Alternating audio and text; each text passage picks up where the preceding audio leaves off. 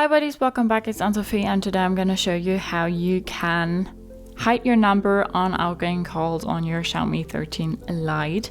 Maybe you want to prank someone, maybe you want it to be a surprise, whatever it is. I'm going to show you how you can hide your number, and for that you want to go to your phone icon here, go to the three little dots, go to settings, calling accounts, and then go to advanced settings. And when you scroll down you have caller ID here, and when you click on it, right now it's set to default.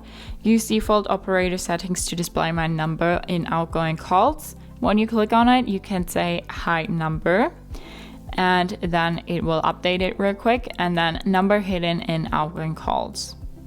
That's all you need to do. Then you can go back, and when you make calls now, your number won't be shown on the device you're calling. If you want to ever undo that again, you just need to go back, phone icon, three little dots, settings, calling accounts, advanced settings, caller ID. So that's how you can hide your number on outgoing calls on your Xiaomi 13 Lite. Hope you liked it, hope it helped. If so, thumbs up, share, subscribe, and I hope to see you next time.